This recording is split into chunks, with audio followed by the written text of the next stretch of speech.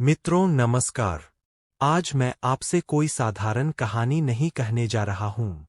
यह कथा उन लोगों के लिए है जो पूजा भी करते हैं, आस्था भी रखते हैं, लेकिन फिर भी जिनके जीवन में समस्याएं कम होने का नाम नहीं लेती। कभी काम बनते बनते बिगड़ जाते हैं, कभी घर में बिना कारण अशांति फैल जाती है, कभी मन बेचैन रहता है तो कभी डर घेर लेता है। ऐसे में मन में एक ही प्रश्न उठता है, हमसे गलती कहाँ हो गई। इसी प्रश्न के साथ एक परिवार की कहानी शुरू होती है। यह परिवार संस्कारों वाला था, सनातन परंपराओं को मानने वाला था, लेकिन समय के साथ पूजा दिखावा बन गई और स्मरण छूट गया। दीपक जलता था लेकिन मन कहीं और भटकता था। कुलदेवी का नाम केवल विवाह और संकट के समय याद किया जाता था। धीरे धीरे चेतावनियां आने लगीं। पहले काम रुके, फिर घर में कलह बढ़ी, फिर बीमारी ने दस्तक दी। सबने इसे भाग्य कहा लेकिन यह भाग्य नहीं था, यह संकेत था। घर के बुजुर्ग ने कहा यह साधारण नहीं है, पर किसी ने ध्यान नहीं दिया। समस्याएं बढ़ती गईं, डर गहराता गया और एक समय ऐसा आया जब परिवार टूटने के कगार पर पहुंच गया। मंदिर गए, पूजा की, दान दिया, लेकिन मन को शांति नहीं मिली।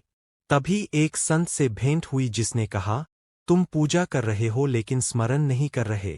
तुमने अपनी जड़ों को भुला दिया है। कुलदेवी कुलदेवता केवल संकट हरने के लिए नहीं होते, वे कुल की मर्यादा के रक्षक होते हैं। जब कर्म पूजा के विपरीत हो जाए तो पूजा निष्फल हो जाती है। परिवार ने पहली बार आत्मचिंतन किया। उन्हें याद आया कि उन्होंने पूर्वजों को भुला दिया था, श्राद्ध औपचारिक हो गया था और अहंकार जीवन में प्रवेश कर चुका था। उसी बीच बच्चे की बीमारी ने सबको तोड़ दिया। एक रात पिता फूट फूट कर रो पड़ा और पहली बार बिना मांगे केवल समर्पण किया। उसी रात संकेत मिला, देवी नाराज नहीं थीं, उन्हें भुला दिया गया था। परिवार ने अपने मूल गांव जाने का निर्णय लिया। वहां पुराने बुजुर्ग से भेंट हुई जिसने कुलदेवी का वास्तविक स्वरूप बताया और पूर्वजों की भूल का रहस्य खोला। कुलदेवी न्यायप्रिय थीं और उन्होंने कभी दंड नहीं दिया था, केवल चेताया था। लेकिन पीढ़ियां बदलीं और चेतावनी विस्मृति बन गई। गांव के बाहर टूटा हुआ स्थान देखकर परिवार को अपनी भूल का एहसास हुआ। वहां कोई मंत्र नहीं पढ़ा गया, कोई दिखावा नहीं हुआ, केवल स्वीकार और पश्चाताप था। उसी क्षण वातावरण बदल गया, डर नहीं शांति महसूस हुई।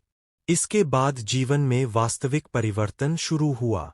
झूठ छोड़ा गया, अहंकार कम हुआ, नियम बदले, आचरण सुधरा। पूजा अब डर से नहीं बल्कि समझ से होने लगी।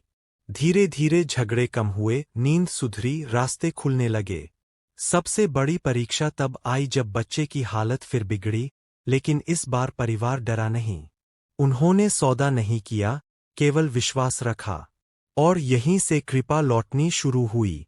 बीमारी में सुधार आया, काम बनने लगे, घर में हंसी लौटी। कोई चमत्कार नहीं हुआ, संतुलन लौटा।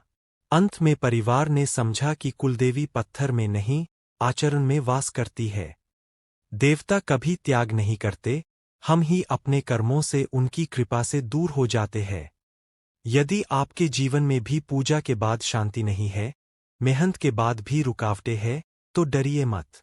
अपनी जड़ों की ओर लौटिए, अपने कर्मों को देखिए और भक्ति को दिखावे से निकालकर जीवन में उतारिए।